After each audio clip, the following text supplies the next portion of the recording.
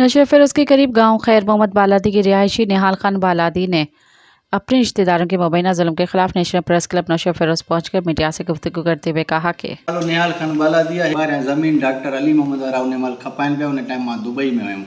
ज़मीन जी जॾहिं हिन मूंखे एग्रीमेंट पहिरीं करे ॾिनी त 20 वेसा मुंहिंजे गेट खां ॾिनई, 10 वेसा रोड ते ॾिनई। रोड ते ॾियण खां पोइ एग्रीमेंट कयईं। एग्रीमेंट करण खां पोइ जॾहिं असां रजिस्ट्री लाइ वियासीं त रजिस्ट्री वारनि हुते चयो त डॉक्टर साहिबु हेॾां तुंहिंजी ज़मीन ई कोन्हे त तूं हिन 20 वेसा तोखे कीअं असां रजिस्ट्री करे ॾियूं। पोइ हुनखे 30 वेसे जी असांखे ओरिजिनल रजिस्ट्री करे ॾिनी, जेका मेन रोड ते हिन ज़मीन ई उन जी रजिस्ट्री करण खां पोइ तक़रीबन 5-6 साल खां वठी इहा ज़मीन ख़ाली पई। टियों चोथों ॾींहुं अची पंहिंजा माप वारा माण्हू वठी ॿाहिरियां के चोर धाड़ेल हथियार बंदि वठी हिते अची पंहिंजी ज़मीन ते कब्ज़ो करे किला आहिनि माप कयनि। पोइ राति मां पहुतमि उतां। राति मां हिननि खे चयो मां मुंहिंजो भाउ तव्हां मुंहिंजे ज़मीन ते माप कयो था, तव्हां मालिकनि खे खातेदारनि खे घुरायो, AC अचे, कमिश्नर अचे, पंहिंजो तपेदार अचनि, मुख़्तियारगार अचनि, सरकारी जेको नक्शो आहे तव्हां उहो खणी अचो। उहो खणी अचण खां पोइ जेका गवर्नमेंट जिथे मुंहिंजी रजिस्ट्री जी माप थिए थी तव्हां मूंखे उते ॾियो न।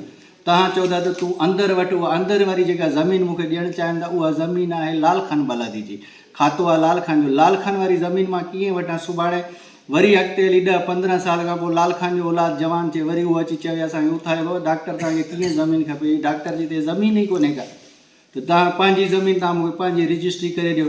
मां घर उतां मोटी आयुमि। हे पोयां 15-20 ॼणा हमलावर थी मूं ते अची हमलो कनि। डॉक्टर अली मोहम्मद हो, काशिफ हो, अर्ज़ मोहम्मद हुयो ऐं हुननि जा पंहिंजा छोकिरा हुया। हिननि मूं ते हमला कया। मूंखे धकनि जा निशान ने मूंखे धकनि, हे मूंसां दहशतगर्दी करे मुंहिंजे घर में घिड़ी, मुंहिंजे घर मां सामान खयों अथनि।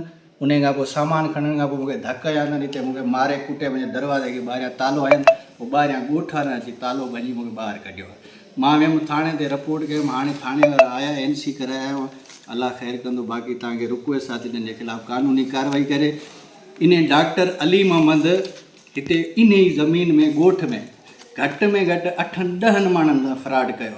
जंहिं फ्रॉड में उन्हनि खे न को ज़मीन थो ॾिए, न को माफ़ थो ॾिए, न को का सहूलियत थो ॾिए, कुझु बि न। उन्हनि सां सुबुह खां वठी 10 दफ़ा जहिड़ा कया अथई। आख़िरी उन्हनि खे चए थो रजिस्ट्री खणी वञी पंहिंजे फाड़े उछलायो। मां कंहिंखे बि न कब्ज़ो ॾींदुमि, न को रोड रस्तो थो ॾिए, ईअं प्लानिंग कई अथई, न को उन वटि का NOC आहे, न को खातो आहे, न को छा। पंहिंजा हिन जा टोटल 51 वेसा जेके उहो टोटल खपाए चुको आहे। खपाए चुके डबलिंग ट्रिपलिंग कई अथई सॼी ज़मीन ते। पर जेका असांजी ओरिजिनल आहे उहा ज़मीन असांखे ओरिजिनल जिथे गवर्नमेंट रजिस्ट्री थिए थी असांखे उते ॾिए बसि। असांजो सिंपल आहे, ॿियो कुझु अहिड़ो त आहे कोन। सिर्फ़ु आहे त AC कमिश्नर सरकारी जेके बि उहिदेदार आहिनि उहे अचनि, पंहिंजो नक्शे ते मूंखे जेका मुंहिंजी ज़मीन आहे मूंखे ॾिए। सब्सक्राइब कयो अवामी न्यूज़ HD खे ऐं ताज़ा तरीन ख़बरुनि लाइ ॾिसंदा रहो अवामी न्यूज़ HD।